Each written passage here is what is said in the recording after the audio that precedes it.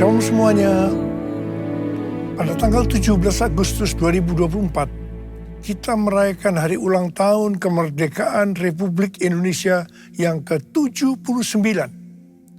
Tuhanlah yang memberi kemerdekaan bagi Indonesia dari segala bentuk penjajahan. Dirgahayu Republik Indonesia. Damailah Indonesiaku, damailah Indonesiaku, damailah Indonesiaku. Damailah Indonesiaku, damailah Indonesiaku. Lawatan Allah terjadi, damailah Indonesiaku, damailah Indonesiaku. Damailah Indonesia.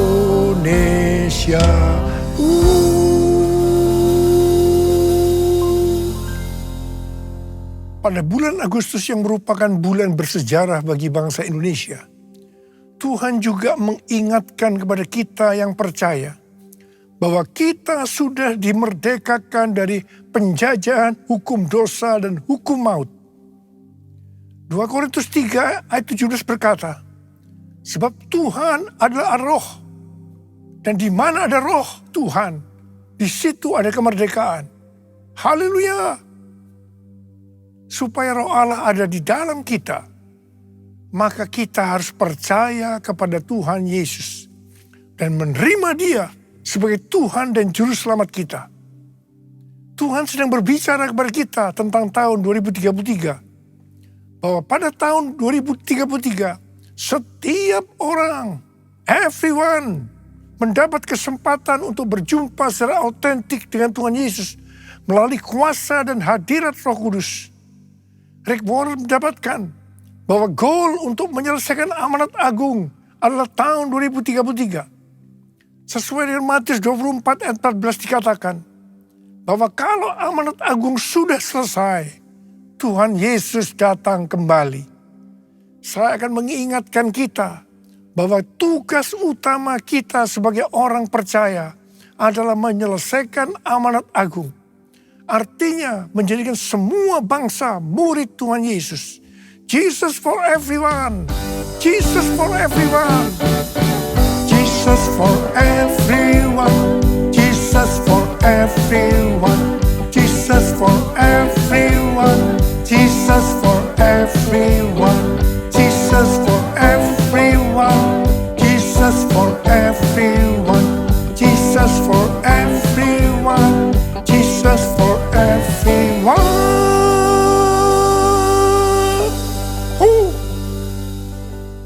Tanggal 21 sampai dengan tanggal 25 Juni 2023 ada konferensi Empowered 21 di Amsterdam dengan tema Everyone. Menjelang akhir konferensi, saya berkumpul dengan Billy Wilson, Russell Evans, dan Billy.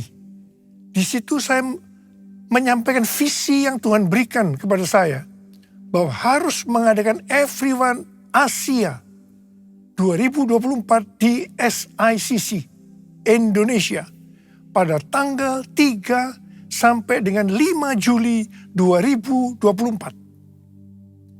Kita bersepakat bahwa ini akan merupakan trigger untuk penuaian jiwa yang terbesar dan yang terakhir, terutama untuk next gen sebelum Tuhan Yesus datang kembali. Kalau berbicara tentang next gen, yang saya maksudkan itu adalah generasi milenial sampai dengan ke generasi yang paling muda, yaitu generasi Alpha. Jadi di sini juga termasuk generasi Z. Jadi generasi yang berumur 44 tahun ke bawah. Di Indonesia, persentase generasi milenial ke bawah adalah sekitar 65%. Berikut ini adalah data persentase generasi milenial yang datang di Everyone Asia 2024. Umur di bawah 44 tahun, 65%. Umur di bawah 40 tahun, 58%. Umur di bawah 30 tahun, 41%. Umur di bawah 20 tahun, 21%. Kalau kita melihat data ini, yang berada di bawah 44 tahun bisa sama persis dengan persentase yang di Indonesia. Ini bukan satu kebetulan. Ini merupakan konfirmasi bahwa konferensi Everyone Asia 2024 ini benar-benar rencana Tuhan sebagai trigger untuk penemuan global, terutama untuk next gen. Yang berumur di bawah 50 tahun, 76%. Jadi yang berumur 50 tahun ke atas hanya 24%. Konferensi Everyone Asia 2024 bukan hanya untuk Asia saja, tetapi untuk global. Negara-negara yang ikut onsite dan online ada 132 negara yang berasal dari 6 benua, kecuali benua Antartika. Wow. Tanggal 15 Maret 2024, Tuhan berbicara kepada saya bahwa penuaian jiwa yang terbesar dan yang terakhir sudah dimulai. Saya sangat bersuka cita karena memang sudah lama menunggu ini. Saya berkata kepada Tuhan bahwa saya perlu ada konfirmasi. Puji Tuhan, ternyata tanggal 16 Maret 2024, Tuhan memberikan konfirmasi melalui James W. Gold. Dia mengatakan dengan berani bahwa penuaian jiwa yang terbesar dan kegerakan dari Next Gen dimulai sekarang ini. Haleluya!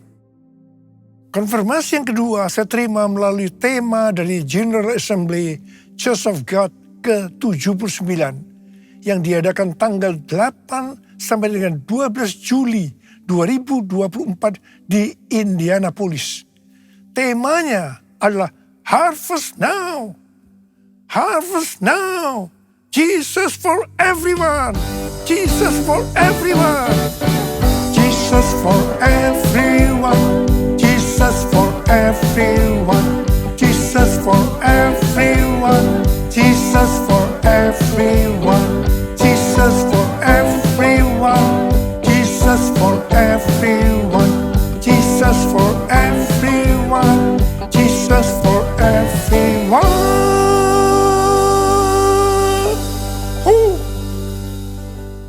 Sesuai dengan Yesaya 60 ayat 1 sampai dengan 3, maka Tuhan berbicara kepada kita untuk bangkit jadi teranglah.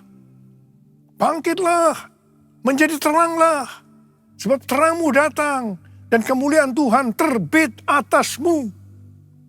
Sebab sesungguhnya kegelapan menutupi bumi dan kekelaman menutupi bangsa-bangsa, tetapi terang Tuhan terbit atasmu dan kemuliaannya menjadi nyata atasmu. Kalau kita bangkit dan menjadi terang, maka bangsa-bangsa dan raja-raja akan berduyun-duyun datang kepada terang yang terbit atas kita. Dengan kata lain, kalau kita bangkit jadi teranglah, maka akan terjadi penuaian jiwa besar-besaran secara global. Pentakosta ketiga sedang turun, sehingga penuaian jiwa yang terbesar dan yang terakhir sudah dimulai. Harvest now, harvest now, Jesus for everyone. Bangkit jadi teranglah, itu berarti kita harus menjadi terang. Tidak kadang-kadang terang, kadang-kadang gelap, tapi harus terang terus. Imamat 6 ayat 12 dan 13 berkata bahwa api di atas mezbah tidak boleh padam. Kita ini adalah mezbah. Api dalam mezbah atau tubuh ini harus tetap menyala. Jangan sampai padam. Ada 3 macam api. Yang pertama api Roh Kudus. Yang kedua api kasih. Yang ketiga api doa, pujian dan penyembahan. Mengenai api Roh Kudus, kita harus dalam kondisi penuh Roh Kudus. Untuk menyelesaikan amanat agung, tidak bisa dengan kekuatan sendiri. Harus dengan kuasa Roh Kudus. Pada waktu murid-murid Tuhan Yesus akan dipakai untuk menyelesaikan amanat agung, pertama-tama Tuhan memenuhi mereka dengan Roh Kudus. Pada saat mereka dipenuhi dengan Roh Kudus atau dibaptis Roh Kudus, tanda awalnya adalah berbahasa roh. Baru setelah itu mereka dipakai Tuhan dengan tanda-tanda dan mujizat. Dan yang lebih penting lagi, cara hidup mereka berubah. Mereka bertekun dalam pengajaran rasul-rasul. Atau sekarang bisa disebutkan, mereka suka membaca Alkitab. Mereka suka berdoa. Mereka suka hidup dalam unity. Mereka suka memberi. Mereka suka memuji Allah dan bergembira. Tulus hati atau hidup berintegritas. Dikatakan bahwa mereka disukai semua orang. Dan tiap-tiap hari jumlah orang yang diselamatkan bertambah. Haleluya. Mengenai api kasih, kalau melihat Wahyu pasal 2, di situ Tuhan berkata tentang jemaat di Efesus sebagai berikut. Mereka rajin, tekun, tidak mengenal lelah.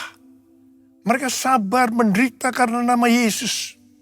Mereka tidak dapat sabar melihat yang jahat, yang mengatakan dirinya sebagai rasul, tetapi ternyata rasul palsu.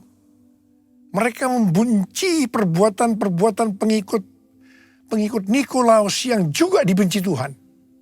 Wow, jemaat Efesus, jemaat yang hebat. Tetapi Tuhan Yesus melanjutkan bahwa Tuhan Yesus mencela mereka karena mereka meninggalkan kasih mula-mula. Sebab itu, ingatlah betapa dalamnya engkau telah jatuh. Bertobatlah dan lakukan lagi apa yang semula engkau lakukan. Jika tidak bertobat, aku akan datang kepadamu dan mengambil kaki dianmu dari tempatnya. Artinya akan kehilangan keselamatan. Perhatikan baik-baik.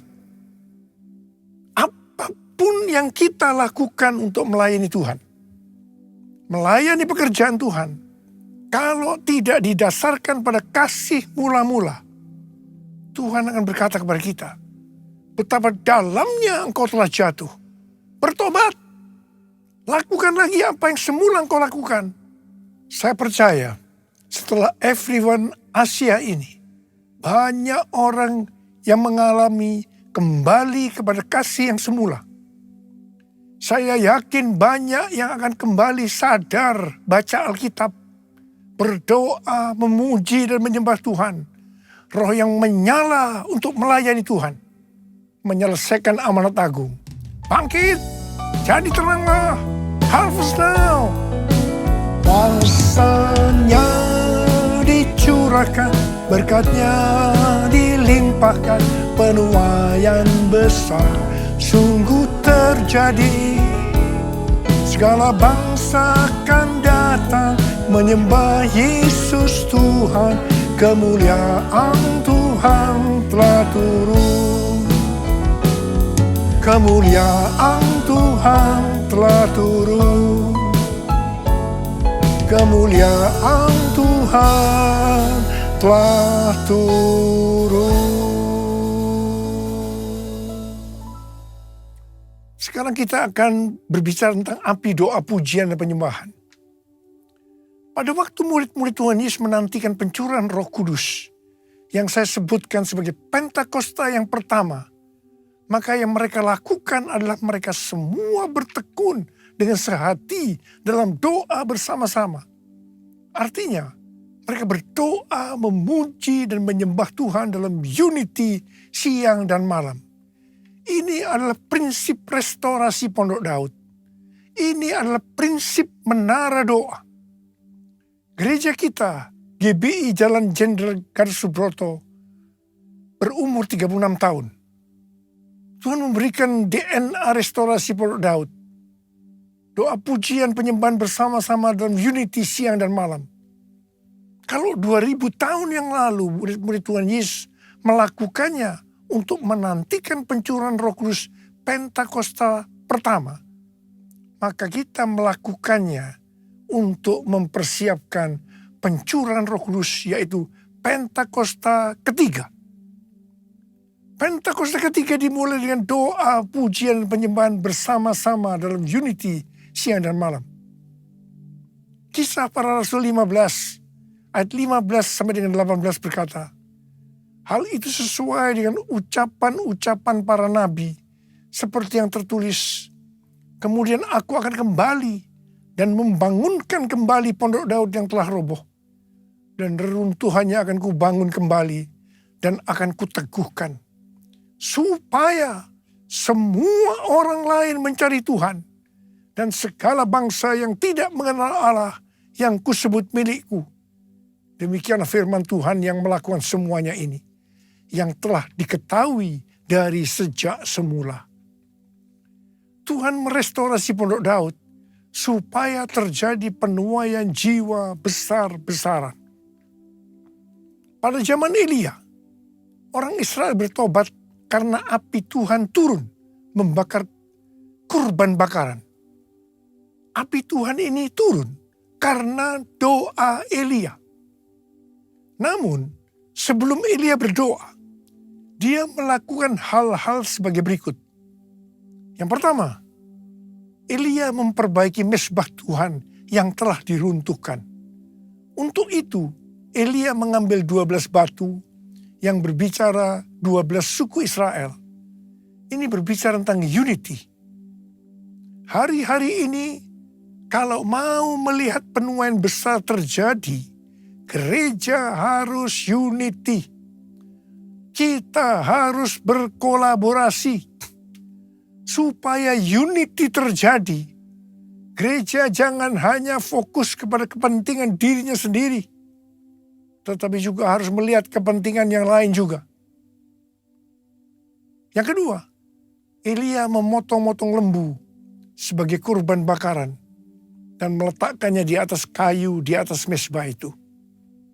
Sesuai Roma 12 ayat 1, maka kita harus mempersembahkan tubuh ini sebagai persembahan yang hidup, yang kudus, dan yang berkenan kepada Allah.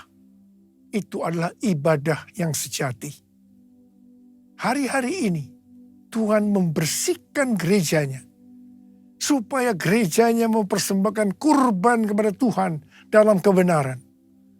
Gereja Tuhan harus kudus, supaya api kemuliaan Tuhan turun, sehingga akan terjadi penuhan jiwa besar-besaran. Hal yang ketiga, Elia menyiram kurban bakaran itu dengan air sebanyak 12 kendi. Air pada waktu itu merupakan sesuatu yang mahal harganya, karena masa kekeringan selama 3,5 tahun. Jadi kalau mau melihat penuhan jiwa besar-besaran, maka kita harus mempersembahkan sesuatu yang mahal kepada Tuhan. Sesuatu yang mahal itu mungkin berupa uang, waktu, pekerjaan, atau harga diri, atau mungkin masalah pengampunan. Tuhan mau agar sesuatu yang mahal bagi kita dipersembahkan kepada Tuhan. Jadi kalau kita mau melihat pencurahan api Roh Kudus yang dahsyat, yang mengakibatkan penuhan jiwa yang terbesar dan yang terakhir, maka kita harus melakukan seperti yang dilakukan oleh Elia. Yang mau katakan amin. Pada tanggal 8 Februari 2023, terjadi kebangunan rohani di antara anak-anak muda di Asbury University, Kentucky, yang kemudian menyebar ke universitas lain. Apa yang sebenarnya mereka lakukan? Apa yang sebenarnya mereka kerjakan? Mereka berdoa, memuji dan menyembah Tuhan bersama-sama dalam unity siang dan malam. Itu yang mereka lakukan. Saya percaya pola penuhan jiwa ke depan ini sampai dengan tahun 2033 adalah melalui doa, pujian, penyembahan dalam unity siang dan malam. Perjalanan penyelesaian amanat agung sampai tahun 2033 diibaratkan sebagai perjalanan orang Israel memasuki tanah perjanjian yang dipimpin oleh Yosua. Pada waktu itu Yosua berkata bahwa mereka akan memasuki tanah perjanjian melalui jalan yang belum pernah dilalui sebelumnya. Untuk itu mereka akan dituntun oleh tabut Allah. Supaya mereka tahu tuntunan itu, maka jarak dengan tabut Allah harus sekitar 2000 hasta. Sekitar 914 meter. Demikian juga dengan kita. Untuk menyelesaikan amanat agung sampai dengan tahun 2033. Kita akan melalui jalan yang belum pernah kita lalui sebelumnya. Untuk itu kita akan dipimpin oleh Roh Kudus. Supaya mengerti tuntunan itu, maka kita harus banyak berdoa, memuji dan menyembah Tuhan dalam unity siang dan malam. Seperti yang Yosua katakan kepada bangsa Israel dalam Yosua 3 ayat 5. Kuduskan dirimu, sebab besok Tuhan akan melakukan perbuatan yang ajaib di antara kamu. Seperti itu juga yang harus kita lakukan. Kita harus hidup kudus. Tuhan berbicara kepada kita. Penuhan jiwa yang terbesar dan yang terakhir sudah dimulai. Harvest now. Harvest now. Jesus for everyone. Jesus for everyone. Saya mau berdoa buat saudara. Ada berapa banyak yang berkata, Tuhan, saya mau dipakai oleh Tuhan untuk menyelesaikan amanat agung. Mari angkat tangan kita. Minta kuasa Tuhan turun saat ini untuk mengurapi kita. Memberikan kepada kita kuasa. Curahkanlah kuasa-Mu Tuhan. Mujizat terjadi di tempat ini. Curahkanlah kuasa-Mu Tuhan. Mujizat terjadi sekarang ini. Curahkan ya Tuhan. Curahkanlah kuasa-Mu Tuhan. Mujizat terjadi di tempat ini. Curahkanlah kuasa-Mu Tuhan. Mujizat terjadi sekarang ini. Mujizat terjadi sekarang ini. Mujizat terjadi sekarang ini. Mari berbahasa roh saat ini.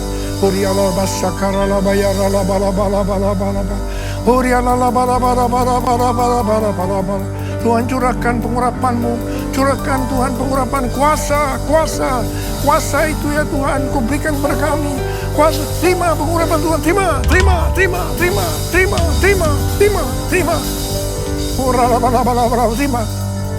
Dalam nama Yesus. Dalam nama Yesus. Amin.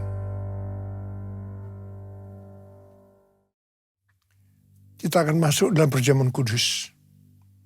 Kita akan mengingat ayat ini. Sebab setiap kali kamu makan roti ini dan minum cawan ini, kamu memberitakan kematian Tuhan sampai Ia datang. Perjamuan kudus adalah perjamuan Tuhan Yesus sendiri. Setiap kali kita masuk ke dalam perjamuan kudus, Tuhan Yesus selalu berkata, biarlah ini menjadi peringatan akan daku.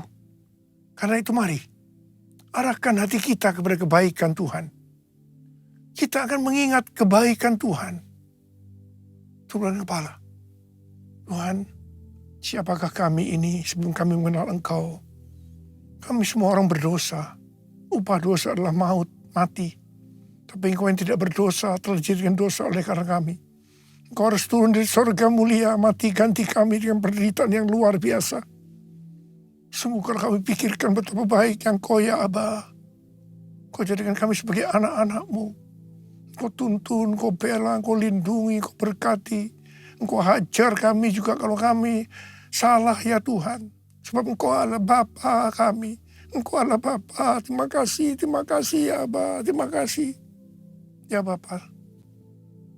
Tuhan Yesus akan memberkati kita melalui perjamuan kudus. Tapi Tuhan mau kita makan dan minum dengan cara yang benar. Karena itu masing-masing sekarang berdoa. Lihat keadaan dirimu masing-masing. Introspeksi. Jangan menyimpan dosa. Kalau ada dosa yang Tuhan ingatkan, langsung kita minta ampun. Ampuni saya Tuhan. Ampuni. Ampuni kami Tuhan. Ampuni anak-anak-Mu. Bapa, terima kasih. Layakkan kami untuk masuk dalam perjamuan kudus. Kami akan masuk dalam perjamuan kudus dengan hati penuh ucapan syukur. Dalam nama Yesus kami berdoa. Amin. Mari. Angkat roti di tangan kanan kita tinggi-tinggi. Sebab apa yang telah kuteruskan kepadamu telah aku terima dari Tuhan. Yaitu bahwa Tuhan Yesus pada malam waktu Ia diserahkan mengambil roti. Dan sesudah itu Ia mengucap syukur atasnya. Dia memecah-mecahkannya dan berkata, inilah tubuhku yang diserahkan bagi kamu. Perbuatlah ini menjadi peringatan akan aku. Sudah dikasih Tuhan, bukankah roti yang kita pecah-pecahkan ini adalah persekutuan kita dengan tubuh Kristus. Mari kita makan dalam nama Yesus.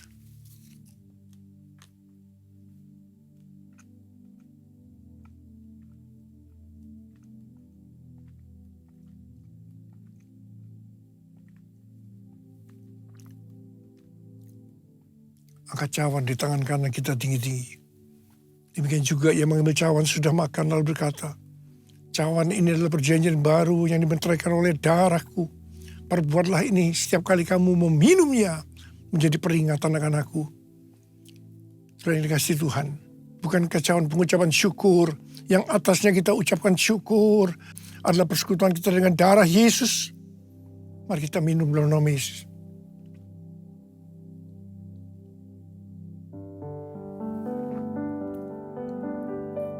Angkat tangan kita di hadapan Tuhan. Ucapkan syukur dengan suara. Jangan diam. Tuhan terima kasih. Terima kasih ya Tuhan. Terima kasih ya Tuhan. Tuhan terima kasih. Terima kasih. Ya Tuhan, ya Tuhan.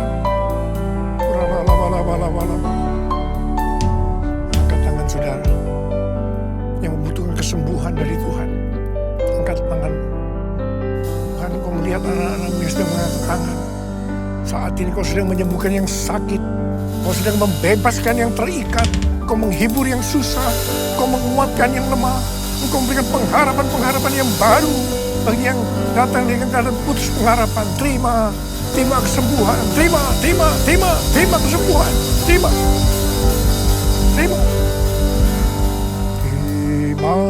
kasih Yesusku. Terima kasih Yesusku. Puji syukur hanya bagi Tuhanku. Terima kasih Yesusku. Terima kasih Yesusku. Puji syukur hanya bagi Tuhanku. Terima kasih Yesusku. Terima kasih Yesusku. Puji syukur hanya bagi Tuhanku. Terima kasih Yesusku. Terima kasih Yesusku. Puji syukur hanya bagi Tuhanku. Puji syukur hanya bagi Tuhanku. Puji syukur hanya bagi Tuhanku.